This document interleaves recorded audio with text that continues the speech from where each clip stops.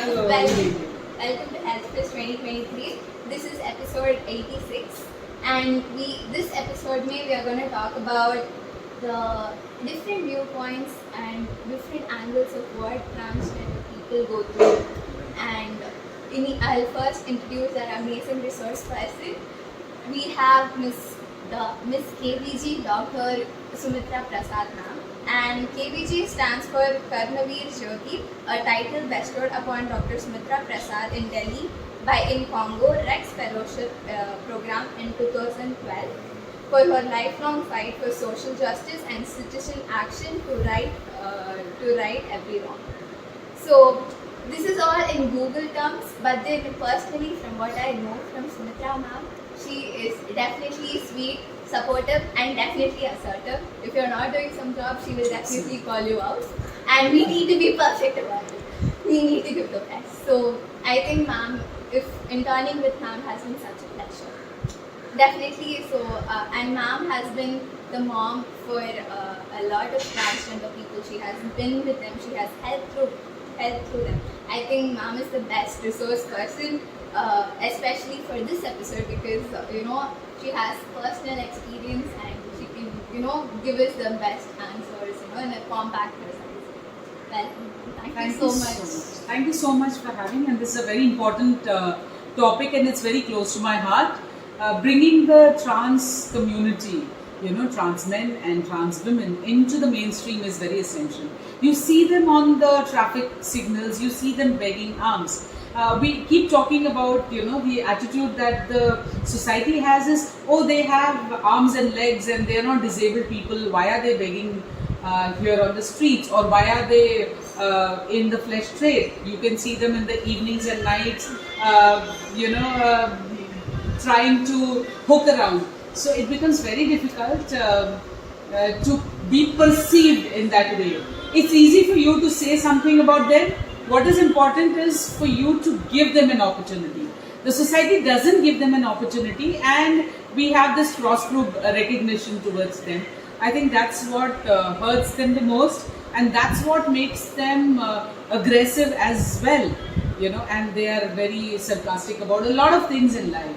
So I think it's important to take up this issue and look at at their perspective, at the psychological impact of what we call them out and how we treat them in the society. Yeah. So I'll ask a very few questions. I have tried to cover all viewpoints to those questions. So nowadays there is a change. Like in the way we initially there wasn't so open-mindedness. Right now there is a change. But then at that change, a lot of people are very curious, and at times they want to ask a lot of questions to them. But what are the certain things that we need to be, mindful about while asking them? We can't just go like those sensitive viewpoints and those sensitive things that we need to be mindful about before approaching. See, like I mentioned earlier, it's important for us to look at them as individuals who are, yes, definitely different, because their perception of their own selves is different from what you and I think of our own selves. So because of that sexual preference, it becomes very difficult for a person to refer to them as something. It's like many people say, do I call you akka, or do I call it a he or a she or a it, or how to refer. See, the fact that the person, whether it's a trans woman or a trans man, it's important to refer to the person as the person has evolved into. So a person could be Salman, but today if she is Salima, then it is but natural, and it is important. That's the protocol of decency, of giving importance, respect and dignity to an individual. So it is important for you, it's very imperative that you refer to the person. If it's Salima who turned into a Salim, refer to the trans man as a man. That's important. So first, giving the person that respect of what he or she is today is the first thing that you have to look at. So Aparna, that is how you have to refer to that person. And then no matter how curious you are, there is always this need to understand what she's gone through, how her life has been. But first make her feel comfortable. So yes, there are boundaries, but at the same time, it's important to make them feel that they can shed those boundaries, they can shed those walls, because here you are trying to accept them into your fold. So that clarity has to be important, that need to make them feel that you are approaching them as one of their own, and that you would want to know more about them. So that conditioning is important, not randomly asking them, Acha, you're like this. I know many interns who have walked in and then say, and they were uncomfortable. It's our ignorance, our apathy, that we do not interact with them in an appropriate manner. So I think that knowledge, you have to Google and cultivate that nicety in you, and you don't have to go overboard, but at the same time maintain that level of acceptance, and give the person that due, and tell her that you wish to connect. That is very essential. Thank you so much, ma'am, for such a effective and cute and very nice. So circling back to the major point of this whole episode. So being a transgender does have psychological effects, like it does have a mental impact, but like it is that. So I thought if there is no way else to form this question, like what are the ways they are affected psychologically? Aparna, it doesn't start once they are called a trans woman or a trans man. It starts much earlier, much earlier in their puberty. So it is not just the hormonal imbalance that takes place in within. It is not just what you feel internally about yourself as a man. The mannerisms that you feel. You're comfortable doing girly stuff. You're comfortable playing with dolls. You're comfortable wearing bangles. You're comfortable in doing a lot of things that are feminine, though you are born as a male. So what happens? It begins that impact, that psychologically being in a state of mind as to, oh my God, I am not adhering to the societal norm. Now, what is a societal norm?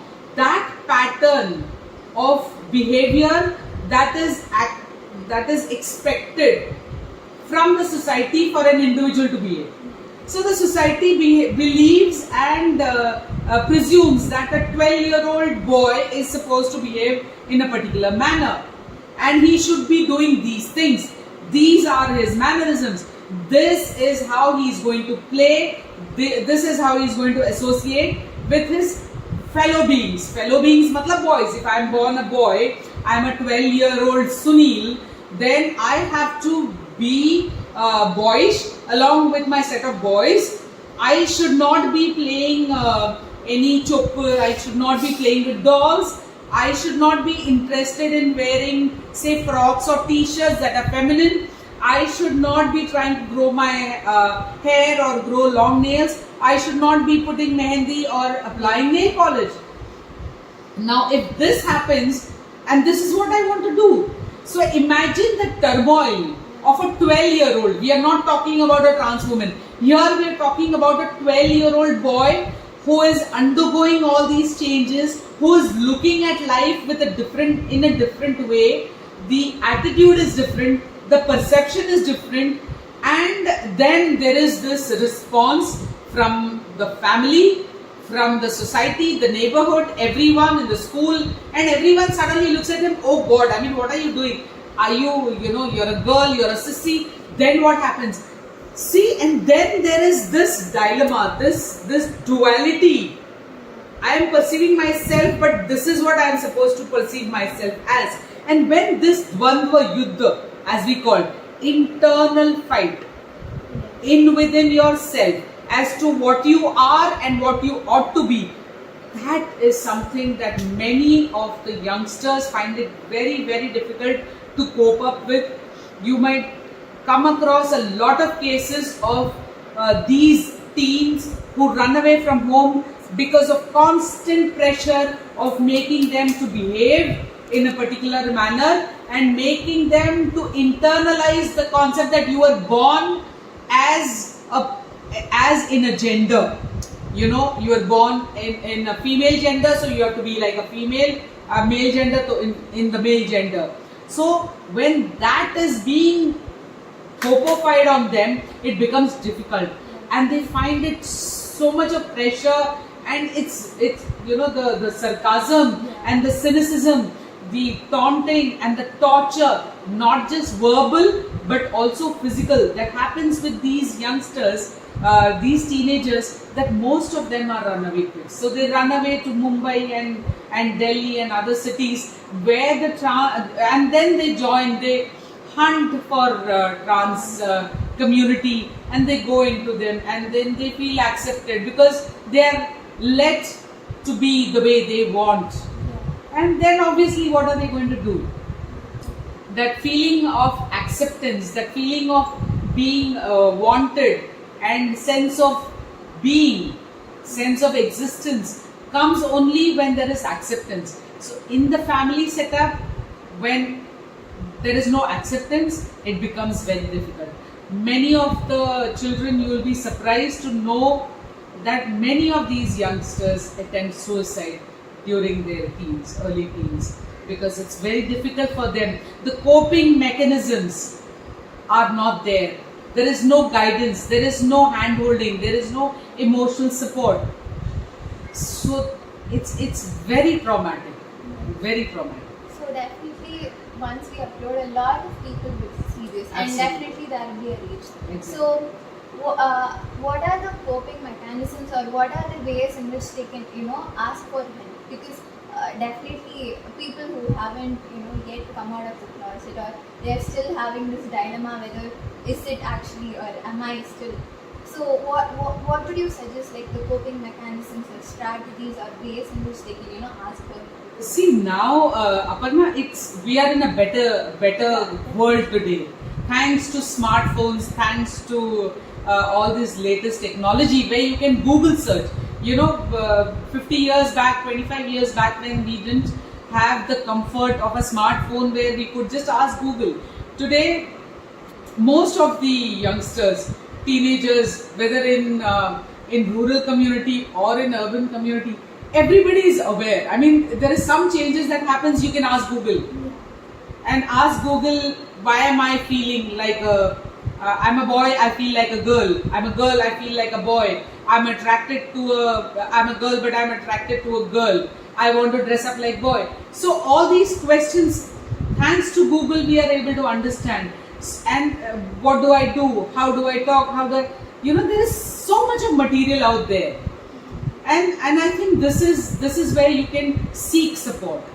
This is where you can find out. I mean, there are people in this world, trans community, you just type trans and then you have all the information that is available to you. Smartphones are available as low as 5,500, 6,000. Maybe they don't have all the apps that are required, but at least the Google support is there. So I think with the smartphones, Aparna, there is a greater chances for more awareness, for more sensitivity, and for more people to try and understand themselves.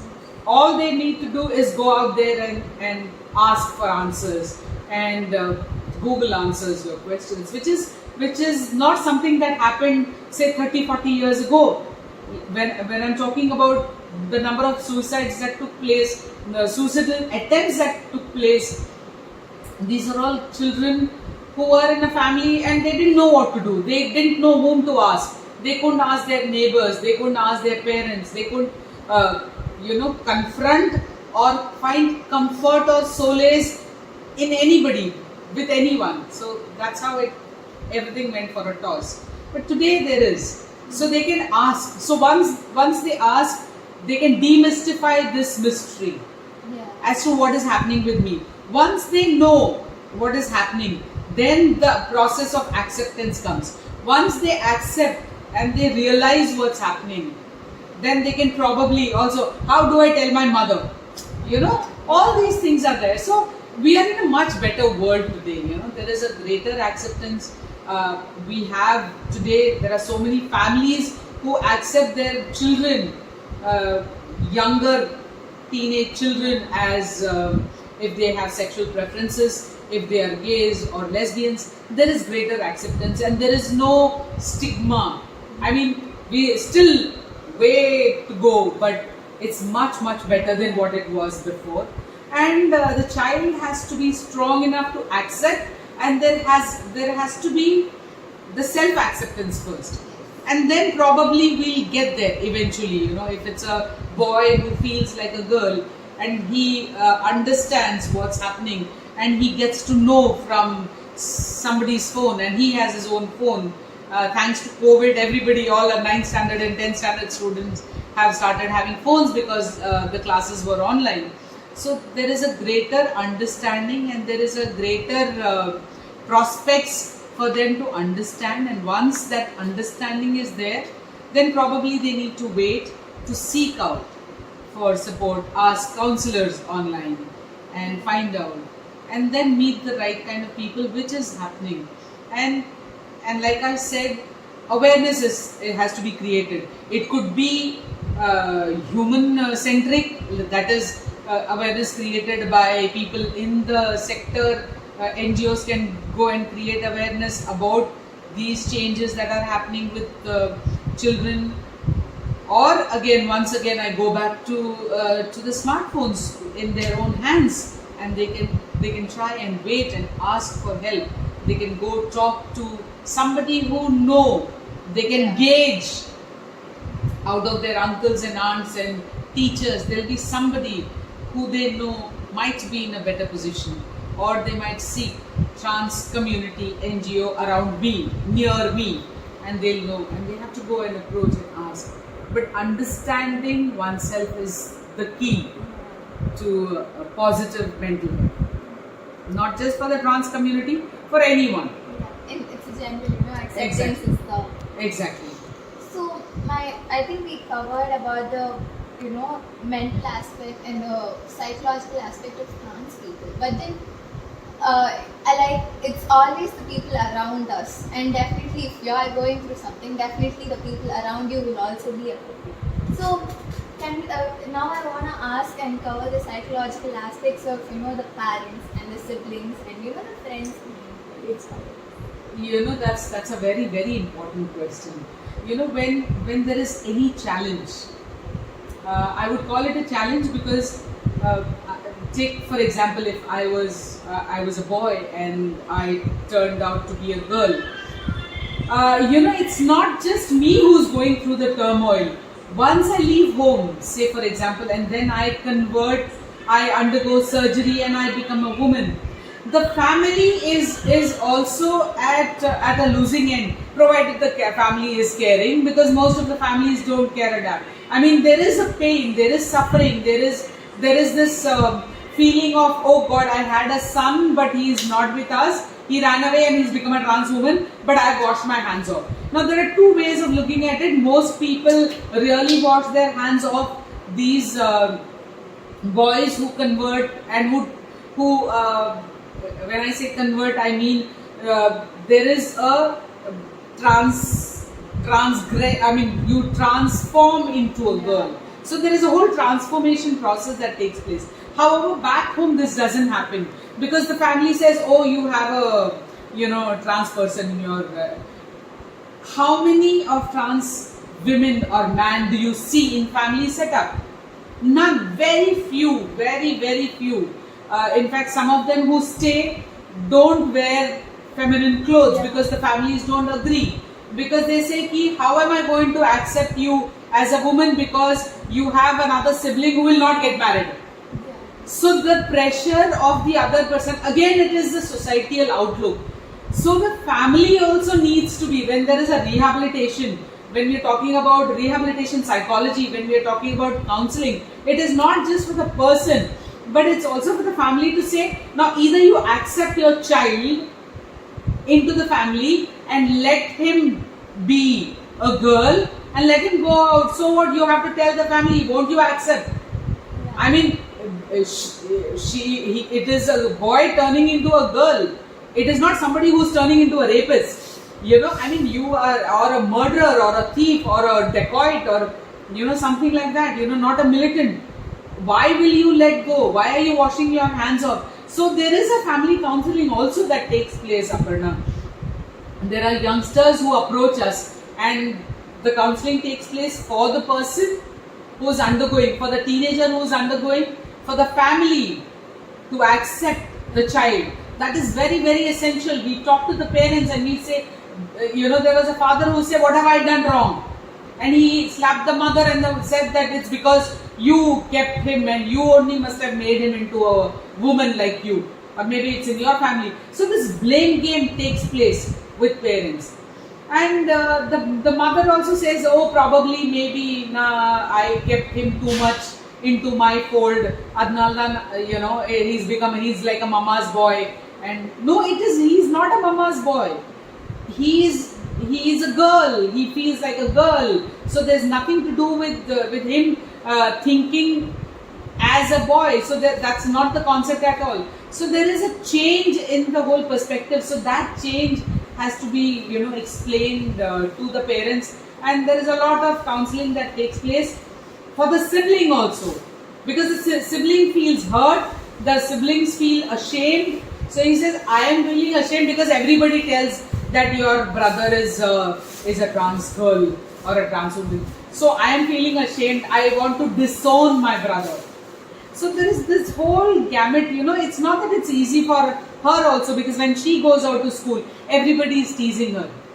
Yeah. So you understand, ultimately it's the perception of the society that is forcing the sibling to hate the brother, the parents to hate the son, because they feel, because of my son, my daughter will not get married.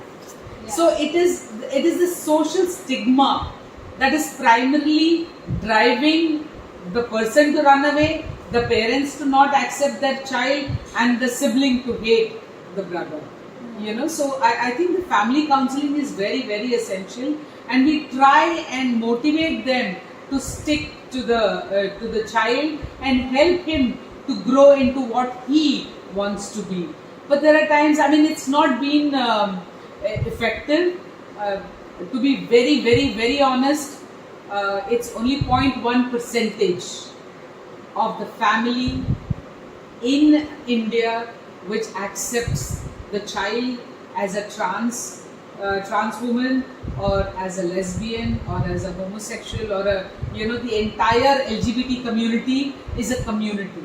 Yeah. It's not into the family. Very few people whom I know, very few of them stay within their family as they are. That is, if I'm a boy, I dress up as a woman and I stay with my family.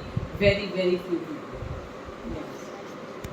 I think in the end of the day, having a self-confidence that I am like this, and then I won't change myself, I'm accepting, it matters a lot. Ma'am, it's not last question, but why do you think this whole stigma or all this, baggage to the whole community even developed in the first place? It's a very philosophical thing. It's absolutely very flawed. Aparna, it's because we stick to one particular pattern because we think it's easier. See, whatever is clear, whatever is static, and whatever is a straight line, it's easy for all of us to follow, and it's easy for us to adjust. It's easy for us to adjust with our eyes, with our ears, with our senses. When there is any deviance in this, all the adjustment has to be made by the society at large for one person to be incorporated, to be included. So that adjustment for all of us becomes difficult. So if we are seeing a woman, we want the woman to have a feminine voice. So the auditory, what we are hearing, has to be in the similar manner that has been the pattern. So if a man dresses up like a woman but talks like a man, then it's difficult for my ears. So I have to adapt and accept, which over a period of years, I want to follow the same pattern, and it's very difficult for me to adapt, adjust. for my ears to adjust to a male dressed up as a female but voiced like a male, and for me to adjust to a female who is actually a male, and then the entire body is very manly, like huge, large. So my adaptation lacks, and I have to make those adjustments. So when the society at large, because it's always majority wins, so when the majority of us have to skew ourselves, have to make those adjustments, then it sucks. And that's why social stigma exists in the society, because the society on a larger scale has to make those adaptations and adjustments. So it is not just with the trans people, accommodating them into the mainstream, giving them jobs, having them to stay within the community, giving them homes, getting them married. All these things have a lot of challenges, na? And we as we basically as a society, because we've been evolving for last 5,000 years, we want to continue like this because it's the easy way out. We don't want to make any changes, whether making ramps for the differently abled or having a trans woman working in our office. We don't want to make those changes because it will add additional pressure on us to make those adjustments. We don't want to adjust, we don't want to adapt. We want to be in a linear fashion because we are all asses and we are all Batamadayas. We just want to do what has been done for centuries, and we will not make those changes. So that complacency and lethargy within the psyche of the society at large to make those changes is what brings in the social stigma. It's very beautifully said, ma'am. The throw and the, it shows how it is so bad actually. I mean, it is changing, but still. It is still. So, and like a lot of, just last question now. I mean, a lot of people are not very educated about this. A lot of people are not informed. Like when they go in and when they're talking to someone, they get confused. They're like, is it this or that? Is it like this? What are the certain things that I'm supposed to do? What are the certain things that I'm not supposed to do? So like, some people are informed, but some aren't. So what are the things that these, as informed people, as educated people that we are, what are the certain things that we are supposed to do? Like, to help them. So, see, the first thing that needs to be done is to give them as much as opportunities, to accept them, to create more awareness about it, make people more comfortable. When you have your parties, how many times have you ever walked into an organization which is run by trans women? How many times have you called the people from the trans community into your home for any of your parties or get-togethers? We don't. So I think as informed trans-literate people, I think it's important for you to go out there and reach out your hand and make friends and say, I have friends from MOP Vaishnav, from Loyola College and from this trans community who are my friends. So I think that reaching out and connecting with them is the first step to try and make them feel comfortable and make them feel that they are also part of your circle. So you need to widen your circle and you need to create that awareness, bring them up, make a society that is inclusive. And that's what we want to do at DORAI Foundation. We want to create that inclusive setup. And as you see in our own home, we have a trans woman who is part of our home, who lives with us, and who is a caregiver for Amma, and who is part of Sai Center, because Sai stands for Society All Inclusive, and this is what we want to say.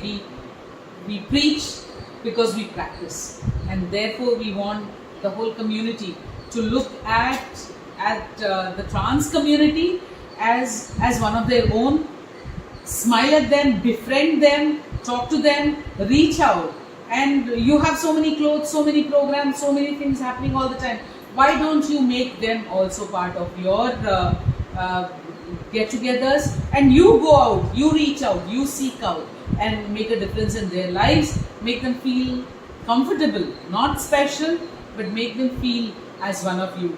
Because I guess at the end of the day, we are all humans, and that's how we are going to respect humanity, by respecting every individual who's come to this world. Thank you. Thank you so much, ma'am. Thank you so much. Very beautifully said. I have covered all the questions that I know, and I was capable of asking. Is there anything more that you would? No, I think I ended with that. Yeah. A note on acceptance and reaching out and connecting with them. That's very, very, very essential. And I think you should also add pictures with our Salima Didi here, because that is what will make it truly inclusive and truly meaningful for the audience and for everyone to see that we practice what we preach, and we preach only when we practice. Thank you very much. Thank you so much.